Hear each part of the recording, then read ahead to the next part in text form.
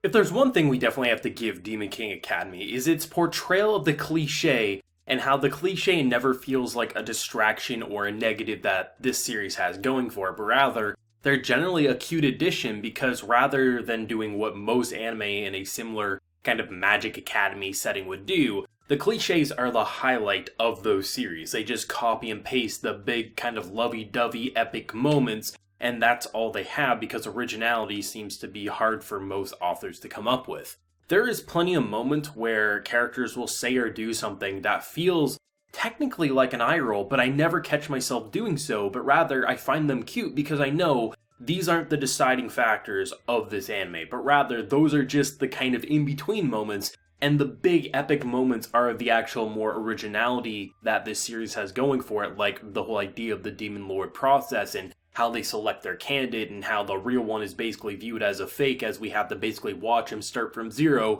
and climb up to the very top with every obstacle thrown against him. Sure, he's overpowered in terms of everyone else that we see. We know he's always going to win. We know he'll be able to revive everyone around him and he'll find a solution for everything. But because the anime established him as the Demon King of Tyranny, that he could do and say pretty much anything and he would find a way to have a solution, it lets you just really focus on the story and the actual narrative before focusing on a power scale or something like that, because the power imbalance, it always increases every single week, but it never feels like it's a big issue and like something that feels like, oh, there's never any stakes because you know he's always going to solve it, but rather, this is a series that just feels to me like it's saying, hey, the story's actually the most important thing here, and you don't get to say that too often, especially when you're set in an Academy anime. They almost never have an intriguing narrative. I'm never gonna grow tired of the number of times they throw an almost Fate parody line our way, like, you really think you can basically avoid this attack just because you dodge? Those lines are always gonna crack me up, and I think they're gonna make for amazing meme material in the future. But there's something about just the story over the past 2 episodes with the whole Lei and his mother situation and how you knew he wasn't really doing anything with malice in his heart, but rather he was either going to be manipulated or he thought it was the only way to protect the one that he loved. But the thing that got me the most with Lei's character was honestly the portrayal of his backstory and how the mother that he grew up with wasn't his biological, but the one who found him on the street, and his desire to basically fight someone who could actually give him a challenge was what actually drove him the most. It's something that we've definitely seen before, but I really did enjoy just seeing how at a young age he basically was trying to cut a pot in half. Anyone sane would probably say that's impossible, but I guess when you're in the world where Demon King is something that's a real entity, it's understandable why someone would train so hard. And the fact that he actually got so depressed because there was never a challenge, and then basically the person who could give him a challenge he then was forced to quote-unquote kill, and not in the way that would be fun for him, but rather it's something that he wanted to have a challenge, give it his all, they would give it his all,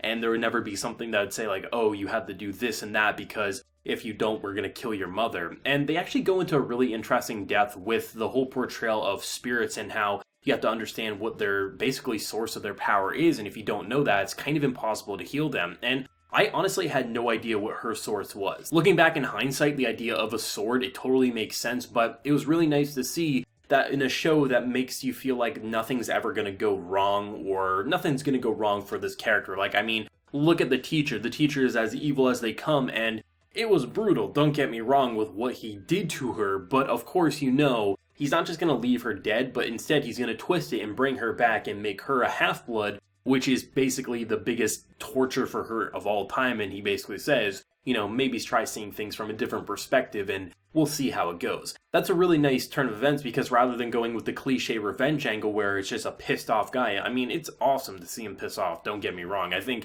he's insanely frightening when he gets into that moment. But the thing that gets me is rather than just playing into either the very happy or very negative emotions, they rather go into new territory that, yes, he's not technically killing them because they're dead, but then they always come back with a revival spell. It's really interesting that because they keep characters around, in doing so you get to twist them and see where they will go now that they can't just be a big bad villain, but now have to play by new territory and rule sets. So by having something like the mother be basically a sword in the grand scheme of things, and how, like, what would you do? Because you have someone with this insane magical ability that ends up getting stronger because of everything that happens in this episode, which how can you make him stronger? Well, this episode 8 kind of shows you how, after basically making it seem like, oh, you're stripping him of all his power, and then you realize he wasn't even at his full power to begin with, and thanks to you, now he is. it's nice seeing how, hey, because of this whole sword maneuver, you can give it to Lei, who then will use that, and because he basically broadcasted the power of the sword and being forged and just all the lovey-dovey stuff that would typically be cliche, because it was broadcasted with magic, it then gives her the ability to be revived. It gives it an overpowered sense, but it gives it a reason to be there, not as if it just like magically happened for convenience sake, power, friendship, stuff like that, but rather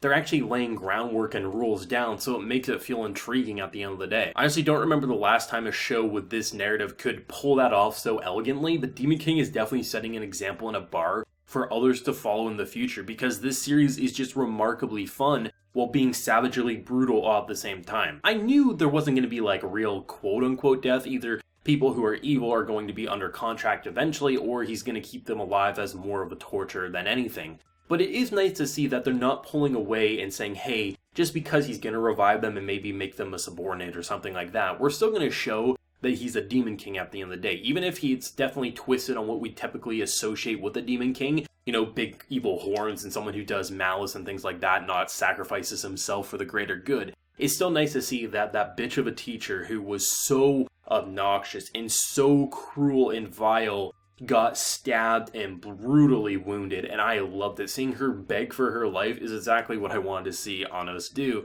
And it was great to see that, and I was actually really happy that he brought her back, but as the type of person that she despises, so she'll feel filthy and hopefully see things through a new perspective. That was definitely a great turn of events, and even some of the more cliche moments with like the family and how he was thanking his dad for his sword, and they were just so proud of their son, and how the mother would carry the sword and make sure no one would touch it, even though she has no abilities, and you knew she was going to get her ass handed to her by someone, and I mean, it was no surprise the teacher would be that person. But it was nice to see that, like I mentioned at the beginning of this video, those moments that appear cliche, they're just cute additions. That's all they are. They're not the deciding factor of, is this episode good or not? They are just the kind of little in-between moments, which is the complete opposite of what I'm used to. Generally, those moments where it's like, oh, the lovey-dovey family, or the romantic undertones, or the, oh my god, he's super epically powerful, those are the big star moments, but not here. What are the big moments are the intriguing narrative of why is there an imposter? Why does he pop up? If he has his ability, why doesn't he fight him right now? What's going on with the whole Demon Lord and the resurrection and things like that? Why are some of his minions basically brainwashed? That's the intriguing big moments, and the building relationships like with Lei and just the other like Misha and Sasha and things like that. That's the intriguing part of the show. The small moments that kind of in between kind of fill out the rest of the episode are just the more cliche, simple slice of life that don't feel cliche, they just do at the beginning, but by the time you finish them, you realize they actually pulled something interesting with it. Most anime with a similar kind of coat of paint would go the route of, basically, the in-between moments are nothing. They're dead air, they're boring, they're dry. You could cut them out of an episode and you're not going to miss them. And the big moments are the, oh, look, they're lovey-dovey, romantic undertones, Demon King story that doesn't have any depth, or basically you can cut that too and you're not going to be missing anything. This series is remarkable, and it's insane that even 2 months later after starting this anime, something that I was going to sleep on because it looked cliche as shit, has still ended up being one of probably like the top 5 of this season for me. It is incredible, it's remarkable, it's actually showing that the anime medium isn't out of ideas just yet. Even with a premise as basic as this, they're still finding new ways to twist it on its head, and that's why so many people are looking at this and being like, I don't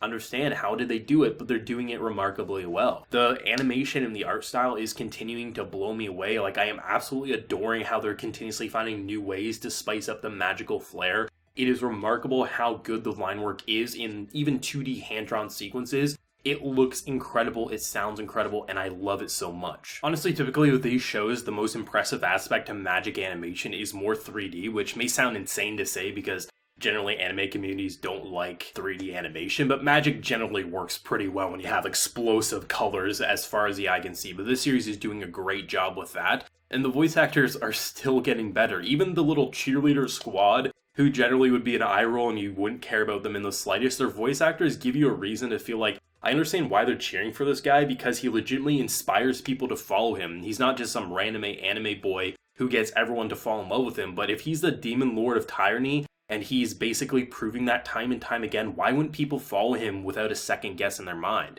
The show is great, it's doing a great job, I'm always looking forward to more, and honestly I could see myself watching a few seasons of this before even potentially getting bored, and even then I think there's potential and room to grow and evolve the narrative over time. But of course, as always, let me know your thoughts and feelings over the past couple of episodes of Demon King Academy. Did you love it? Did you hate it? Your favorite moment and whatever you're feeling, do let me know. If you enjoyed the video, of course, leave a like to show your support, and remember to hit that subscribe button if you happen to be new around here. So until next time, everyone, please take care and have a good one.